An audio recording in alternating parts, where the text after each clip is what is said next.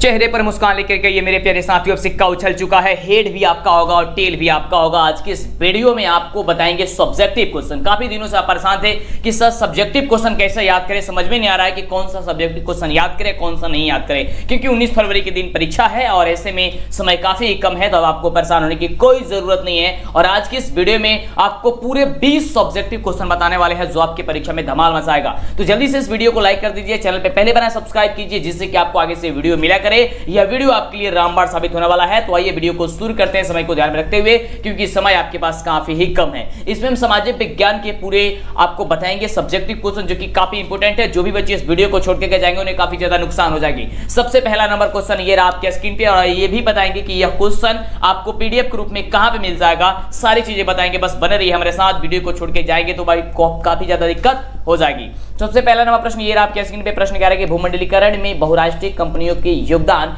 यानी कि भूमिका को स्पष्ट कीजिए। यह परीक्षा में क्वेश्चन आएगा तो आपको कैसे लिखना है, क्या लिखना है जिससे कि आपका नंबर 1 भी नहीं कटेगा। तो ध्यान दीजिए, आपको लिखना होगा कि भूमंडलीकरण राजनीतिक, आर्थिक, सामाजिक, वैज्ञानिक तथा सांस्कृतिक जीवन के विश्वव्यापी समायोजन की एक प्रक्रिया है जो विश्व के विभिन्न भागों के लोगों को भौतिक मनोवैज्ञानिक स्तर पर एकत्रित करने का सफल प्रयास करती है। भूमंडलीकरण की प्रक्रिया में बहुराष्ट्रीय कंपनियों का महत्वपूर्ण योगदान रहा है। बहुराष्ट्रीय कंपनियां ने व्यापार, निवेश एवं तकनीकी प्रवाह द्वारा विश्व के कोने कोने में अपना महत्वपूर्ण योगदान दिया है। इन कंपनियों के माध्यम से लोगों को जीविकोपार्जन की कई नवीन अवसर भी प्रदान हो चुके हैं। अगर आप इतना लिख देते हैं तो समझिए आपकी परीक्षा में धमाल मच जाएगा, आपका रिजल्ट काफी जबरदस्त आएगा, मां सरस्वती आपके साथ है। तो जल्दी से आप इसका स्क्रीनशॉट भी ले सकते हैं, नहीं तो आपको बता देंगे कहां पे मिलेगा ये सारी चीज, तो वहां से आप ढूंढ लीजिए। चलिए बढ़ते हैं अगले नंबर क्वेश्चन की ओर, देखते हैं अगला नंबर प्रश्न क्या कह रहा है। ये रहा अगला नंबर प्रश्न आपके स्क्रीन पे। जल्दी से वीडियो को बाबू लाइक कर दीजिए, चैनल को सब्सक्राइब कर दीजिए। ऑब्जेक्टिव नहीं सब्जेक्टिव भी पढ़ना काफी जरूरी है,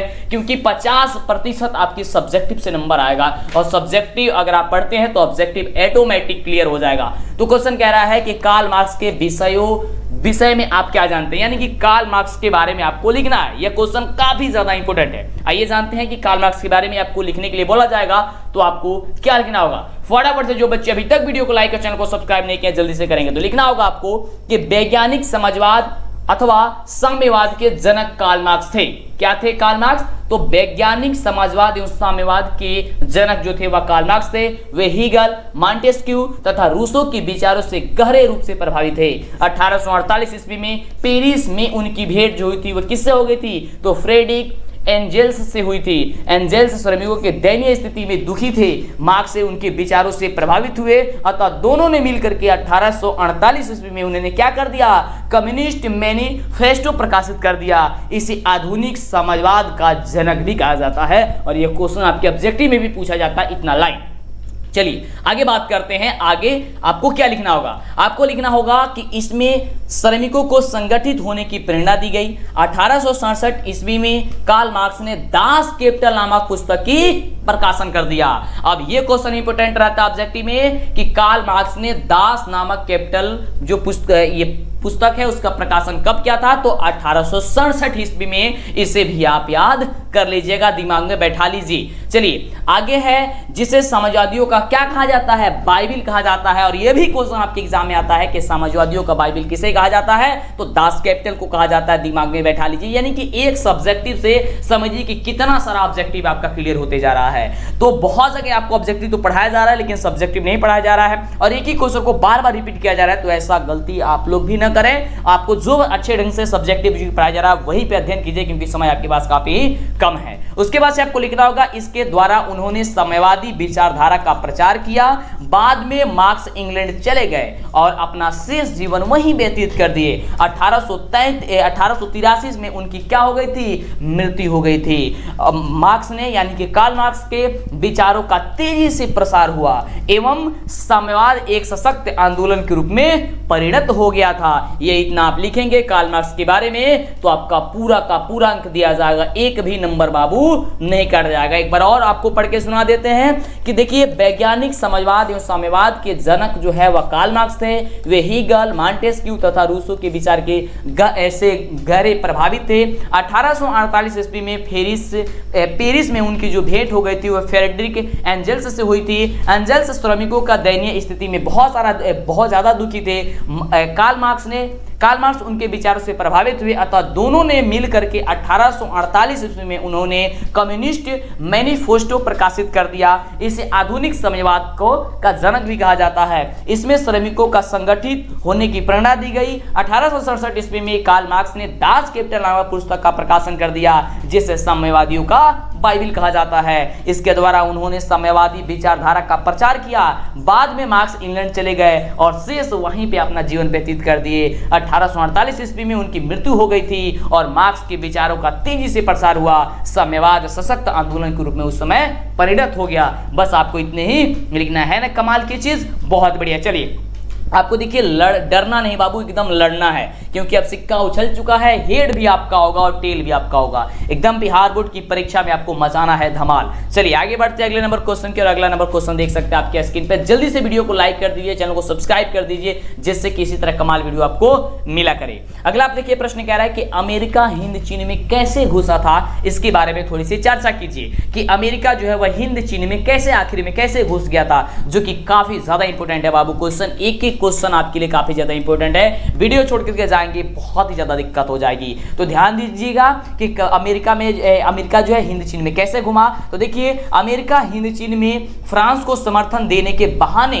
घुसा और धीरे धीरे उसने साम्यवादियों के विरोध में हस्तक्षेप की नीति अपना दी। इन्हीं परिस्थितियों में मई 1954 ईस्वी में जेनेवा में हिंद चीन समस्या पर वार्ता हेतु सम्मेलन बुलाया गया, जिसे जेनेवा समझौता के नाम से जाना जाता है। और यह क्वेश्चन काफी ज्यादा इंपॉर्टेंट है। अगला आगे है कि जेनेवा समझौते ने पूरे वियतनाम को क्या कर दिया कि दो हिस्सों में बांट दिया। पहला हिस्सा कहा गया उत्तरी और दूसरा कहा गया दक्षिणी वियतनाम। उत्तरी वियतनाम में साम्यवाद समर्थित सरकार बनी, जबकि दक्षिणी वियतनाम में अमेरिका समर्थित पूंजीवादी सरकार बनी। बारदोई के नेतृत्व में यह सारी सरकार बनी हुई थी। अमेरिका समर्थित बारदोई सरकार का संचालन नियो दियम के हाथों में था। ठीक है, यानी कि अगर आपसे यह भी क्वेश्चन पूछा जाए कि अमेरिका का जो समर्थित बारदोई सरकार था वह संचालन किसके हाथों में था, तो नियो दियम के हाथों में था, यानी कि आपका ये आंसर हो जाएगा। और अगर आपके एग्जाम में ये आता है कि अमेरिका हिंद चीन में कैसे घुसा था, तो इस प्रकार से घुसा था। किस प्रकार से घुसा था, तो अमेरिका हिंद चीन में फ्रांस के समर्थन के देने के बहाने वह घुस चुका था। ठीक है, और ये सारी चीजें आपको लिख देनी है। स्क्रीनशॉट लेना चाहते हैं फटाफट से ले लीजिए। आगे बढ़ते अगले क्वेश्चन की, और अगला क्वेश्चन क्या कह रहे हैं देख सकते हैं। एक क्वेश्चन बाबू आपके लिए काफी ज्यादा इंपॉर्टेंट है। यही सभी प्रश्न बाबू आपके सीधे परीक्षा में देखने को मिलेंगे। अगला प्रश्न कह रहा है बाबू कि 1929 ईस्वी के आर्थिक संकटों के किन्हीं 3 कारणों का संक्षिप्त में विवरण दे दीजिए। जो 1929 ईस्वी के जो आर्थिक संकट आ गई, जो संकट थी, वो संकट आने के क्या कारण था, आखिर वह क्यों आ गया था, इसके बारे में आपके एग्जाम में आता है। और एक क्वेश्चन मतलब बहुत ही ज्यादा इंपॉर्टेंट है, कई बार यह क्वेश्चन तो पूछ दिया गया है। तो ध्यान दीजिएगा कि आपको क्या लिखना होगा कि 1929 के आर्थिक संकट का बुनियादी कारण स्वयं इस अर्थव्यवस्था के स्वरूप में समाहित था। जो अर्थव्यवस्था जो 1929 ईस्वी के जो आर्थिक संकट था, उसका जो बुनियादी जो कारण है वह स्वयं उसी अर्थव्यवस्था के स्वरूप में क्या था, स्वरूप में समाहित था। प्रथम विश्व युद्ध के 4 वर्षों में यूरोप को छोड़कर के बाजार आधारित अर्थव्यवस्था का विस्तार होते चला गया, उसके मुनाफे बढ़ते चले गए। दूसरी ओर अधिकांश लोग गरीबी और अभाव से पीसते रहे।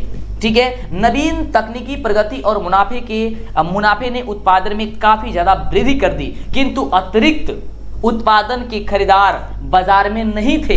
कृषि में भी अति उत्पादन की समस्या बनी रही। अति उत्पादन के कारण कीमतें में बहुत ही ज्यादा क्या हो गई थी, गिरावट आ गई थी। गिरावट होने के कारण यहाँ पे स्थिति काफी ज्यादा दयनीय हो गई, जिससे किसानों की आय घट गई। अतः इस स्थिति से निपटने के लिए उन्होंने उत्पादन को बढ़ाया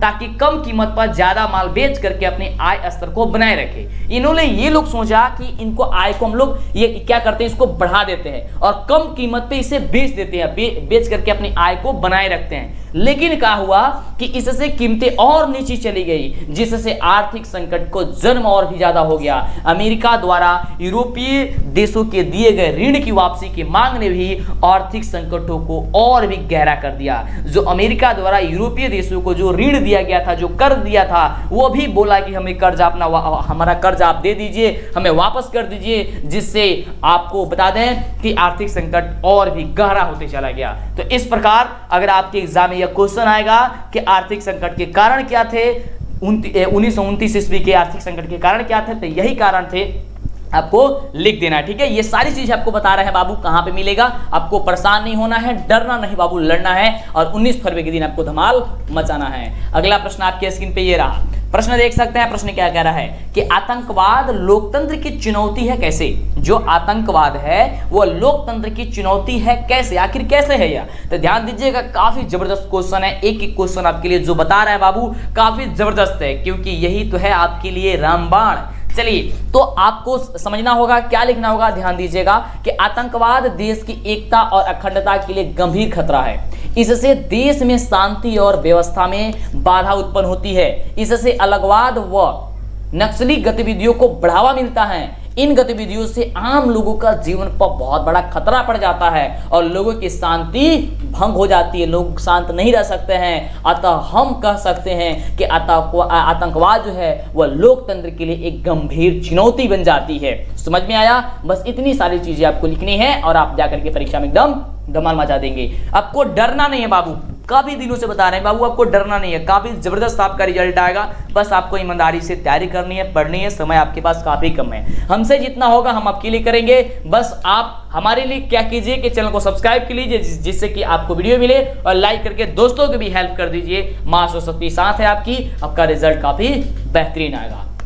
अगला प्रश्न कि जिला परिषद पर टिप्पणी लिखिए। जिला परिषद आप लोग तो जानते ही हैं, बिहार के पंचायती चुनाव जब होता है, मुखिया, सरपंच, पंचायत समिति यानी कि बीडीसी कई जगह बोला जाता है, ठीक है, और वार्ड सदस्य, पंच, उसी में एक आता है जिला परिषद। तो उसके बारे में बोल रहा है कि उसके बारे में आप टिप्पणी लिख दीजिए। आइए हम लोग समझते हैं कि जिला परिषद के बारे में क्या है, यानी कि जिला परिषद को हम लोग समझते हैं। तो ध्यान दीजिएगा, यह क्वेश्चन काफी ज्यादा इंपॉर्टेंट है। आपको क्या लिखना होगा कि बिहार में जिला परिषद पंचायती राज व्यवस्था का तीसरा स्तर है। यह कौन सा स्तर है, तो तीसरा स्तर है। इसका कार्यकाल कितने वर्षों का होता है, हर एक 5 वर्षों पर इसका चुनाव होता है, यानी कि 5 वर्षों का होता है। जिला के सभी पंचायत समितियों के प्रमुख इसके सदस्य होते हैं। जो जिले के सभी जो पंचायत समितियां होती है, यानी कि जो बीडीसी होते हैं, वही क्या होते हैं, इसके सदस्य होते हैं। प्रत्येक जिला परिषद का एक अध्यक्ष, उपाध्यक्ष भी होता है। उनका निर्वाचन जिला परिषद के सदस्य अपने सदस्यों के बीच पंचायती राज जो व्यवस्था होती है उसे सुदृढ़ और शक्तिशाली बनाने के लिए करते हैं। पंचायती राज अधिनियम 2005 के द्वारा महिलाओं के लिए संपूर्ण सीटों में से 50% जो सीट थी उसे आरक्षण प्रावधान इसमें कर दिया गया। तो आएगा कि जिला परिषद के बारे में, तो जिला परिषद के बारे में आपने यहाँ पे पढ़ा समझा और यही आपको लिख देनी है, दिक्कत कुछ भी नहीं होगा। स्क्रीनशॉट लेना चाहते हैं ले लेंगे, नहीं तो आपको बता रहे हैं, अंतिम में बताएंगे आपको ये सारी चीजें कहां पे मिलेगी, तो वहां पे आप जो लोग जाकर के देख लीजिएगा, समझ लीजिएगा। चलिए आगे है कि कोर बैंकिंग प्रणाली से आप क्या समझते हैं। जो कोर बैंकिंग प्रणाली होती है उसे आप लोग क्या समझते हैं, आखिर वह क्या चीज होती है, तो ध्यान दीजिएगा, समझने का प्रयास कीजिएगा, क्योंकि काफी ज्यादा इंपॉर्टेंट क्वेश्चन है और यही सभी क्वेश्चन आपके एग्जाम में आएगा। तो आपको डरना नहीं बाबू, लड़ना है, एकदम आपको धमाल मचानी है। देखिए ध्यान से देखिएगा कि कोर बैंकिंग प्रणाली क्या है। तो आजकल प्लास्टिक के एक छोटे से टुकड़े पर इंकित यांत्रिक चिन्ह के माध्यम से पैसा का आदान प्रदान या निकासी होने लगा है। जो प्लास्टिक का आप कह सकते हैं एटीएम है, क्रेडिट कार्ड है, इसके माध्यम से हम लोग पैसा का लेन देन आसानी से कर पा रहे हैं। जब व्यक्ति एक स्थान से दूसरे स्थान तक बिना किसी विलंब का पैसा लेन देन करता है, यानी कि वहां पे किसी प्रकार की उसको दिक्कत नहीं होती है और वह उसको लेट नहीं होता। जैसे मान लीजिए पहले बैंकों में पैसा का लेन देन हुआ करता था तो काफी ज्यादा समय लग जाता था, पूरे एक दिन समय हम लोग पहले जब जाया करते थे बैंक में पैसा लेने के लिए कभी कभी, तो समझिए कि अब बैंक भी बहुत ज्यादा कम था, तो वहां पे एक दिन लग जाता था। कभी कभी तो लाइन ही नहीं आया करता था, मतलब कि अपना नंबर, मेरा नंबर, मतलब किसी का नंबर ही जल्दी नहीं आया करता था, तो वो दूसरे तो नेक्स्ट रोज वो जाया करता था, तब इतनी ज्यादा परेशानी हुआ करती थी, ठीक है। तो लेकिन अब तो काफी ज्यादा इसकी सुविधा कर दी गई है। अब तो आपको प्लास्टिक मुद्रा जो चल गई, यानी कि एटीएम वगैरह, क्रेडिट कार्ड के माध्यम से कोई भी शॉपिंग वगैरह कीजिए, कोई दिक्कत होने वाली नहीं है। तो वही कह रहा है कि जब व्यक्ति एक स्थान से दूसरा स्थान तक बिना विलंब के पैसों का लेन देन करता है तो उस बैंकिंग प्रणाली को हम लोग कहते हैं कोर बैंकिंग प्रणाली,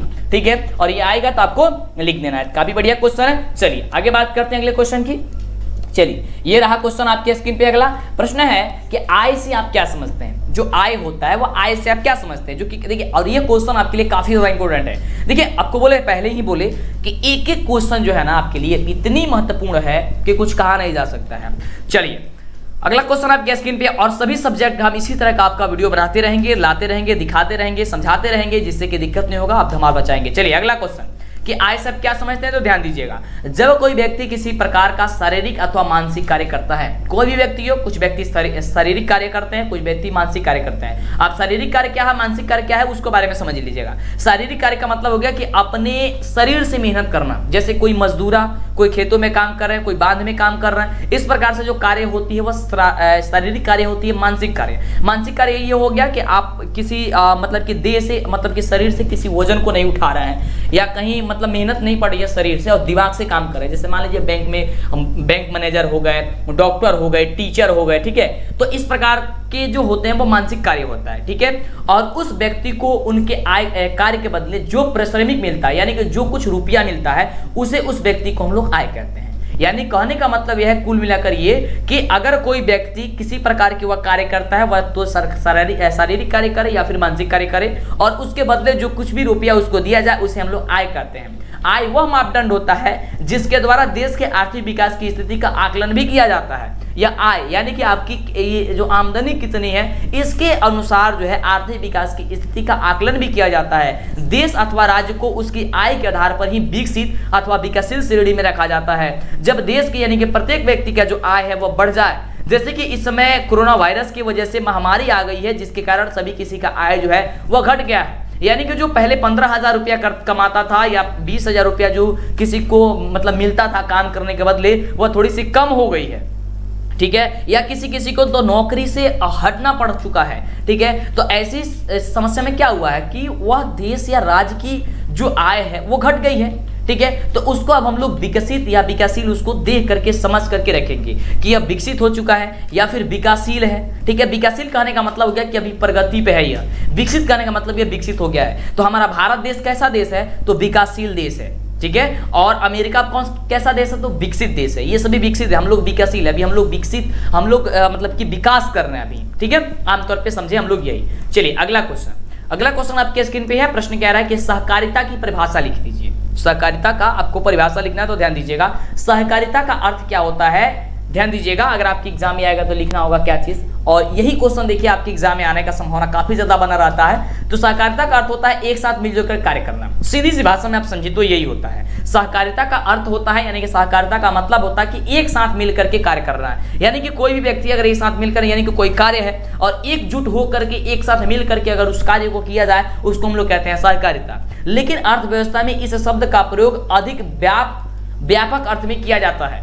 लेकिन जो अर्थव्यवस्था की बात करते हैं, जो हम लोग का अर्थशास्त्र है, अर्थव्यवस्था या अर्थशास्त्र है, इसमें इस शब्द का जो प्रयोग है वह अधिक व्यापक रूप के अर्थ में किया जाता है। सहकारिता वह संगठन है जिसके द्वारा दो या दो से अधिक व्यक्ति स्वेच्छापूर्वक मिलजुल कर समान स्तर पर आर्थिक हितों की वृद्धि करते हैं। इस प्रकार सहकारिता उस आर्थिक व्यवस्था को कहते हैं जिसमें मनुष्य किसी आर्थिक उद्देश्य की पूर्ति के लिए मिलजुल कर क्या करते हैं, कार्य करते हैं। उसे हम लोग क्या कहते हैं, सहकारिता कहते हैं। जैसे कि हमने आपको ऊपर ही समझाया कि सहकारिता का मतलब ये हो गया कि एक साथ मिलजुल करके कार्य करना, ठीक है। सहकारिता का आमतौर पे मतलब यही होता है, और वही चीजें पूरी लाइन में आपको यही चीजें लिखा गया है। लेकिन थोड़ी सी अर्थशास्त्र में बात करते हैं तो इसका अर्थ व्यापक के अर्थ में, व्यापक रूप में हो जाता है, ठीक है। यानी कि व्यापक अर्थ में यह किया जाता है, ठीक है, अधिक व्यापक अर्थ में किया जाता है। 8 400 400 400 याद कर लीजिए व्हाट्सअप नंबर, क्योंकि अब चाहे आपकी मैथ के सवाल हो या फिजिक्स, केमिस्ट्री, बायोलॉजी का, आपका हर डाउट, हर सवाल का जवाब मिलेगा डाउटनेट पर, वो भी सिर्फ आपके व्हाट्सअप पर।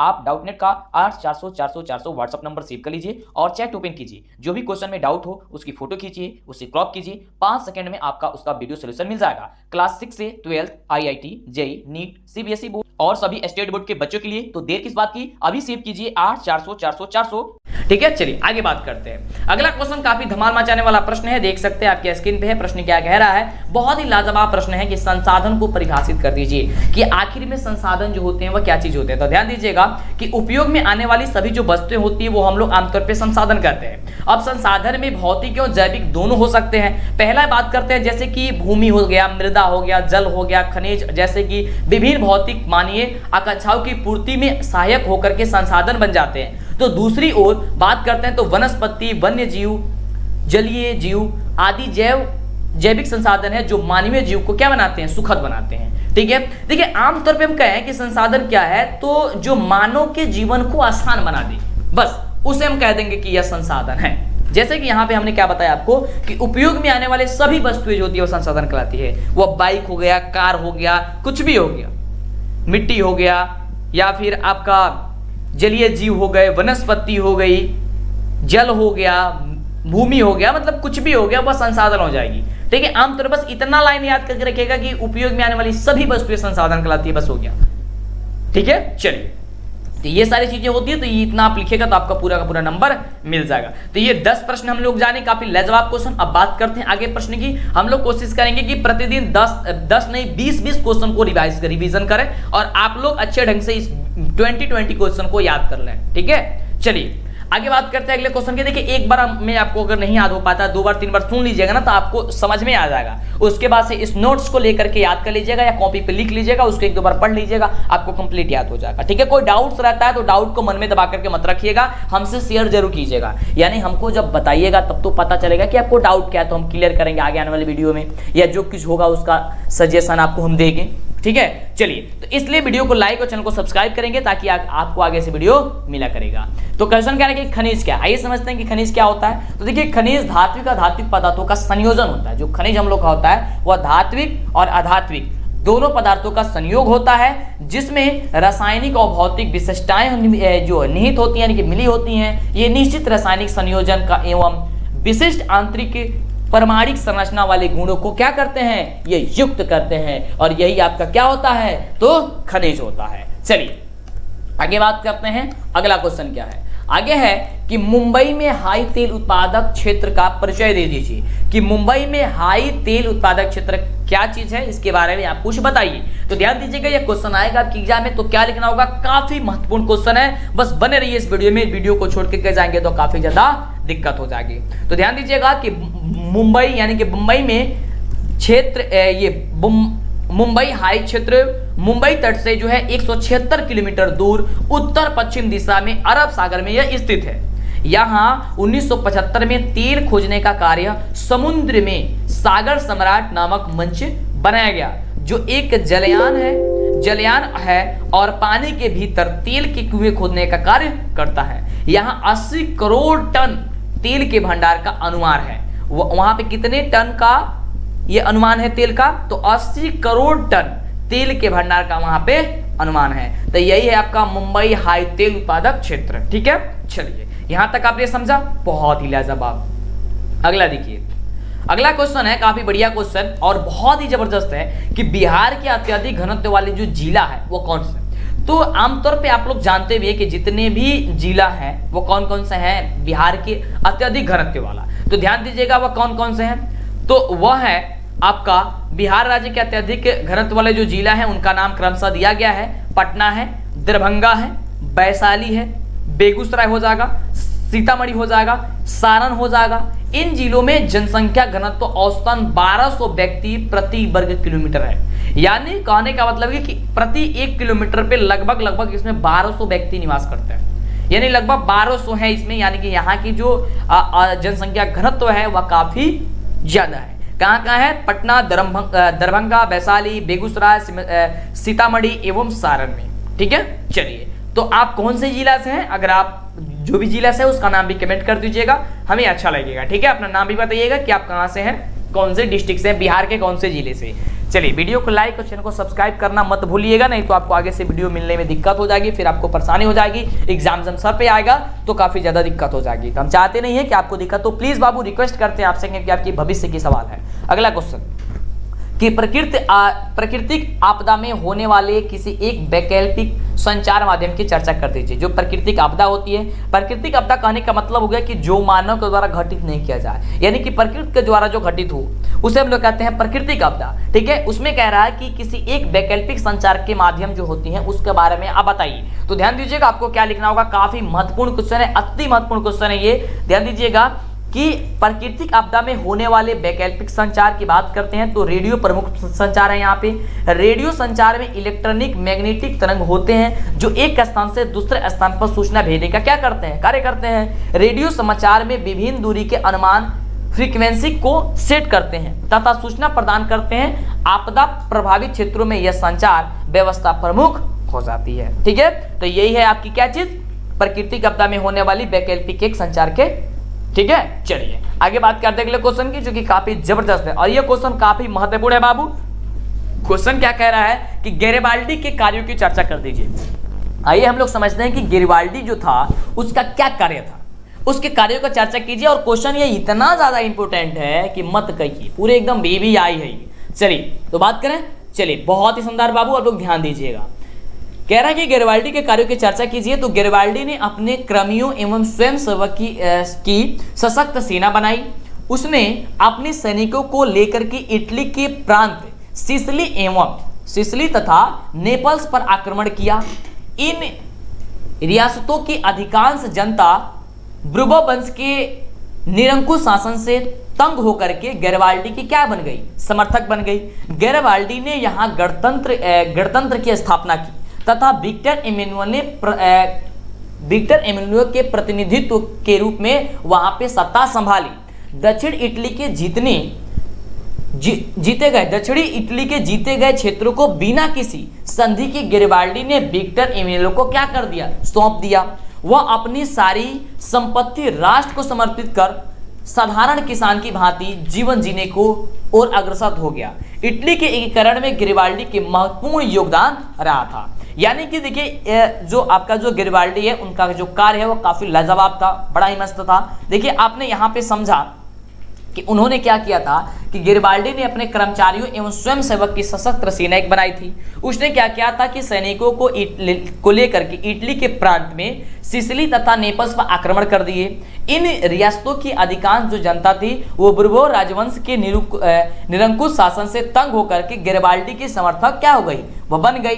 गैरिबाल्डी ने यहाँ गणतंत्र की स्थापना की तथा विक्टर एमेनुएल ने प्रतिनिधि के रूप में वहां पे क्या कर दी, सत्ता वहां पे संभाल लिया। दक्षिणी इटली के जीते गए क्षेत्र को बिना किसी संधि के गैरिबाल्डी ने विक्टर एमेनुएल को क्या कर दिया, सौंप दिया, उसको दे दिया। बिना किसी मतलब कि संधि के, बिना किसी समझौता के, बिना कुछ क्या, ठीक है, उसे दे दिया। और अपनी वह सारी संपत्ति राष्ट्र के संपत्ति ये समर्पित कर दिया, दे दिया, सब कुछ दे दिया। और खुद ब खुद क्या हो गया, किसान की भांति वह जीने लगा था इटली के एकीकरण में। और इसकी भूमिका जो थी वह काफी महत्वपूर्ण था। तो ये आएगा आपके एग्जाम में, तो आपको एकदम धमाल मचा देना है, आपको फटाफट से लिख देना है। आगे देखिए कि पांडुलिपि क्या है, इसकी क्या उपयोगिता है। जो पांडुलिपि है इसकी ये क्या है और इसकी उपयोगिता क्या है, इसके बारे में आपको लिखने के एग्जाम में आएगा।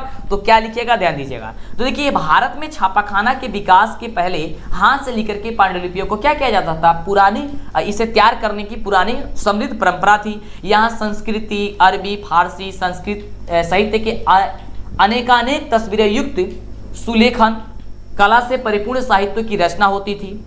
इन्हें मजबूती प्रदान करने के लिए सजिलद भी किया गया। फिर भी पांडुलिपियां काफी नाजुक और महंगी होती थी। पांडुलिपियां की बनावट कठिन होने एवं प्रचुरता के उपलब्ध नहीं होने के कारण आम जनता की पहुंच से यह क्या चीज थी, यह बाहर हो गई। ठीक है, तो आगे पांडुलिपियां क्या है, तो आपको फटाफट से ये सारी चीजें लिख देना है। आगे बात करते हैं। अगला क्वेश्चन काफी ज्यादा इंपॉर्टेंट है बाबू, अगर छोड़ के जाएंगे नहीं तो काफी ज्यादा दिक्कत हो जाएगी। क्वेश्चन क्या रहा है कि रासायनिक हथियारों एवं एजेंट ऑरेंज का जो है वर्णन है आपको करना है। तो ध्यान दीजिएगा कि रासायनिक हथियार नामक यह एक ऐसा ऑर्गेनिक कंपाउंड है जो अग्नि बम्बू से गैसोलीन के साथ मिलकर के एक ऐसा मिश्रण तैयार करता है जो त्वचा से चिपक जाता है और जलता रहता है। इसका व्यापक पैमाने पर वियतनाम में एक प्रयोग किया गया था। रासायनिक हथियार एजेंट ऑरेंज का भी अमेरिकी सैनिकों द्वारा वियतनाम युद्ध में इस्तेमाल किया गया। यह एक ऐसा जहर था जिससे पेड़ों की पत्तियां जो थी वो क्या हो गई, तो तुरंत ये झुलस गई, यानी कि खत्म हो गई। यूं पेड़ मरते चले गए, खत्म होते चले गए, बर्बाद होते चले गए। जंग को खत्म करने के लिए इसका प्रयोग किया गया था। इनका इस्तेमाल जंगलों के साथ साथ खेतों, आबादी दोनों जगह जम करके किया गया।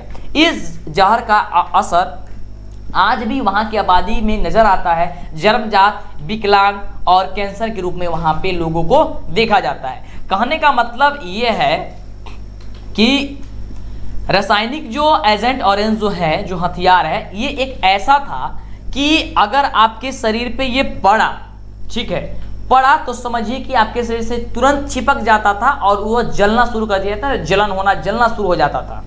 और इससे अगर पेड़ों पे अगर इसका प्रभाव कर इसको किया जाता था, पेड़ों पे इसका इस्तेमाल, तो तुरंत ही इसकी पत्तियां मुरझा जाया करती थी, खत्म हो जाया करती थी और पेड़ भी मर जाया करते थे, खत्म हो जाया करते थे।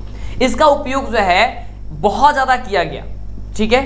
और आज भी इसका उपयोग जो है जहां पे इसको किया गया वहां पे आज भी इनके जो जहां पे आबादी था, आबादी दोनों में यह जम करके किया गया, खेत तो हो गया या फिर आबादी हो गया, दोनों जगह किया गया। और आज भी वहां की लोगों में इसका प्रभाव देखा जाता है। वहां पे जन्मजात जो है वह काफी लोग, बच्चे जो होते हैं वह पैदा होते हैं तो या तो जन्मजात विकलांग होंगे या तो फिर उन्हें कैंसर होगा। तो ये बहुत ही घातक थी। आगे देखिए, अगला क्वेश्चन है बहुत इंपॉर्टेंट क्वेश्चन कि जतरा भगत के बारे में आप क्या समझते हैं, क्या जानते हैं, इसके बारे में बताइए। तो ध्यान दीजिएगा, जतरा भगत के बारे में काफी ज्यादा इंपॉर्टेंट क्वेश्चन है और यही सभी क्वेश्चन आपकी परीक्षा में पूछे जाते हैं, सभी क्वेश्चन, ठीक है। तो देखिए कि अंग्रेजों के खिलाफ आदिवासियों यानी कि छोटा नागपुर क्षेत्र के उरांव ने 1914 से लेकर के 1918 के बीच विद्रोह किया, जिसके नेता जो थे वह जतरा भगत था। इस आंदोलन में सामाजिक एवं शैक्षणिक सुधार पर विशेष बल दिया गया, जिसमें परमेश्वरवाद पर बल और तथा मांस, मदिरा और आदिवासी नेतृत्व से दूर रहने की यहाँ पे क्या की गई, बात की गई थी। क्या थे जतरा भगत कौन थे? तो ध्यान दीजिएगा कि अंग्रेज के खिलाफ आदिवासियों ने 1914 से 18 के बीच जो विद्रोह किया था उसका यह नेता थे। कौन थे? जतरा भगत। ओके, चलिए आगे बात करते हैं अगले क्वेश्चन की। काफी जबरदस्त क्वेश्चन है, ये पीडीएफ कहां मिलेगा अभी आपको फिर से बता रहा है। चलिए, बहुत बड़ी खुशखबरी, एक नहीं पूरे 5 मॉडल सेट जारी कर दिया गया है सभी सब्जेक्ट का। अगर आप बिहार बोर्ड से मैट्रिक की परीक्षा देने वाले हैं तो बहुत बड़ी खुशखबरी निकल के आ रही है। तो कैसे डाउनलोड कर सकते हैं, क्या करना होगा आपको? तो सबसे पहले आप ध्यान दीजिए कि क्या करना होगा। तो इसके लिए आपको गूगल को ओपन करना है, गूगल क्रोम को। इसमें इसके सर्च बार में आपको सर्च करना है DLS एजुकेशन, क्योंकि यहीं पे हम लिंक दिए हुए हैं। आपको जो चैनल का नाम है वो आपको यहाँ पे लिख करके सर्च कर देना है। जैसे ही सर्च कीजिएगा आपके सामने यहाँ पे DLS एजुकेशन का ऑफिशियल वेबसाइट आ जाएगा, इस पे आपको क्लिक कर देना है। क्लिक करते हैं, यहाँ पे देखिए डाउनलोड करने का लिंक आ चुका है, देख सकते हैं यहाँ पे लिखा गया है कि मैट्रिक आप मॉडल पेपर डाउनलोड PDF 2022 के लिए 2022 के लिए 2022 में अगर आप एग्जाम देने वाले हैं, बहुत बड़ी खुशखबरी। अब आपको परेशान नहीं होना है, आपको गर्दा मचाना है। देख सकते हैं 5 मॉडल पेपर जारी कर दिया गया है। आपको क्या करना है, यहाँ पे सारी चीजें पढ़ लेना है कि मॉडल पेपर क्यों जारी किया जाता है। सब कुछ पढ़ने के बाद से देख सकते हैं यहाँ पे आ चुका है सब्जेक्ट का नाम, उसके बाद से मॉडल पेपर डाउनलोड करने के लिए यहाँ पे लिंक जो है डाल दिया गया है। ये आपका सब्जेक्ट है, जैसे मान लीजिए यहाँ पे साइंस है, साइंस के सामने डाउनलोड पे क्लिक करना है। जैसे डाउनलोड पे क्लिक करेंगे तो आपसे यहाँ पे देख सकते हैं यहाँ पे 5 आपका ओपन हो गया है कि मॉडल सेट आपका 1 चाहिए, 2 चाहिए, 3 चाहिए, 4 चाहिए, 5 चाहिए। आप किसी पे भी क्लिक करके आप देख सकते हैं, जैसे कि मॉडल सेट 1 पे क्लिक करते हैं तो आपका मॉडल सेट 1 जो है देखिए यहाँ पे जारी कर दिया गया। यहाँ पे आपको आ चुका है यहाँ पे मॉडल पेपर, और अपने मोबाइल से फटाफट से कर सकते हैं। तो और ध्यान दीजिए यहाँ पे, अभी रुकिए वीडियो को ध्यानपूर्वक देखिए। यहाँ पे अगर आप 5वें मॉडल पेपर पे क्लिक करते हैं तो फटाफट से देखिए ये ओपन हो जाएगा। 5वें मॉडल पेपर पे हम क्लिक करते हैं तो देखिए यहाँ पे आ चुका है 5वां मॉडल पेपर, देख सकते हैं। और यहाँ पे इसका, और इसको बता दें कि इसका आंसर जो होगा वह सबका लास्ट में मिलेगा, ठीक है। यानी कि मॉडल पेपर जैसे ही समाप्त होगा उसके लास्ट में आपको आंसर की मिल जाएगा। देख सकते हैं यहाँ पे इसका आंसर की है। तो फटाफट से जल्दी से आप सर्च कीजिए और जल्दी से चैनल को पहले सब्सक्राइब कर लीजिए, जिससे किसी तरह कमाल वीडियो आपको मिला करे और आपकी तैयारी एकदम जबरदस्त हो जाए, एकदम धमाल मचाना आपको इस साल परीक्षा में, क्योंकि देखिए आपके पास अब समय काफी कम है। तो फिर मिलती इस तरह कमाल वीडियो के साथ नेक्स्ट वीडियो में, और लिंक डिस्क्रिप्शन में भी है, आप उसे भी दबा करके आप पहुंच सकते हैं अगर दिक्कत होता है तो। अगला नंबर प्रश्न देखिए, काफी ज्यादा इंपॉर्टेंट क्वेश्चन है। और क्वेश्चन क्या कह रहा है कि साइमन कमीशन पर संक्षिप्त टिप्पणी लिखिए कि साइमन कमीशन जो था वो आखिर में क्या चीज था। तो ध्यान दीजिएगा, काफी महत्वपूर्ण क्वेश्चन है। अभी तक जो भी बच्चे वीडियो को लाइक और चैनल को सब्सक्राइब नहीं किए फटाफट से करेंगे, क्योंकि हम लोग 20 क्वेश्चन हम लोग को जानना है, जो कि काफी इंपॉर्टेंट क्वेश्चन है इस वीडियो में। फिर आगे से आगे की वीडियो में हम आपको बताएंगे सारी क्वेश्चन। तो देखिए यहाँ पे है, क्या चीज है कि भारत में संवैधानिक सुधारों के मुद्दे पर विचार करने हेतु 1919 के भारत अधिनियम में यह एक व्यवस्था बनाई गई कि 10 वर्ष के बाद एक आयोग नियुक्त किया जाएगा। यह आयोग अधिनियम में परिवर्तन पर विचार करेगा। सर जॉन साइमन के नेतृत्व में 1927 को साइमन कमीशन बना, जिस 7 सदस्यीय आयोग का गठन किया गया। उसमें एक भी भारतीय नहीं था। भारत के स्वशासन के संबंध में निर्णय विदेशियों द्वारा किया जाना था। फलतः 3 फरवरी 1928 को मुंबई पहुंचने पर साइमन कमीशन का पूरे भारत में विरोध हुआ और जनता इस पे क्या हुई, संघर्ष हो गई। यानी कि वहां पे भी जनता ने साथ दिया, ठीक है। तो ये सारी चीजें आपको लिख देनी है अगर आपके एग्जाम में आएगा कि साइमन कमीशन पर संक्षिप्त टिप्पणी लिखना है। तो स्क्रीनशॉट लेना चाहते हैं तो आप लोग ले सकते हैं बाबू। चलिए अगला क्वेश्चन आपके स्क्रीन पे ये रहा और ये आज का यह क्वेश्चन आपका लास्ट होगा और आगे के फिर इसी तरह का धमाल मचाने वाला जो है आपको सब्जेक्टिव क्वेश्चन फिर आएगा और भी सब्जेक्ट का, वो मैथ हो, साइंस हो, संस्कृत हो, कोई भी सब्जेक्ट हो, आपको बेफिक्र रहना है, टेंशन नहीं लेनी है और आपको डरना नहीं, लड़ना है। पूरी की पूरी कंप्लीट तैयारी आपको यहाँ पे मिलेगी। तो ध्यान दीजिएगा कि 1971 से 72, यहाँ पे क्वेश्चन क्या है, पहले क्वेश्चन पढ़िए कि बिहार में हुए छात्र आंदोलन के प्रमुख कारण क्या थे। जो बिहार में छात्र आंदोलन हुआ था उसका प्रमुख कारण क्या था, तो ध्यान दीजिएगा कि 1971 से 72 ईस्वी के बाद वर्षों में देश की सामाजिक आर्थिक दशा में कोई सुधार नहीं हुआ था। बांग्लादेश से आए शरणधारियों के चलते अर्थव्यवस्था और भी लड़खड़ा गया था। अंतर्राष्ट्रीय बाजार में तेल की कीमतों पर अप्रत्याशित वृद्धि ने भारत की आर्थिक स्थिति का असंतुलित कर दिया। 1972 से 73 में मानसून की असफलता के चलते पूरे देश में कृषि के पैदावार में काफी ज्यादा कमी आ गई और वही चीज फिर इस समय मत घटित हो जाए, क्योंकि देख रहे हैं हम लोग तेल की फिर से वृद्धि हो रही है और ऐसा ना हो, देखिए उस समय क्या हुआ था कि तेल की वृद्धि हो गई थी, ठीक है, और जो भी बांग्लादेश के आए थे, जो भी यहाँ पे शरण लिए थे, उनके कारण अर्थव्यवस्था और भी लड़खड़ा गया था और तेल की कीमतों में काफी ज्यादा वृद्धि हो गई। और जो मानसून है, मानसून के कारण क्या होगा कि फसल जब होगा नहीं, किसी कृषि के पैदावार जब होगी नहीं, तो फिर तो ये सारा चीज खत्म हो जाएगा।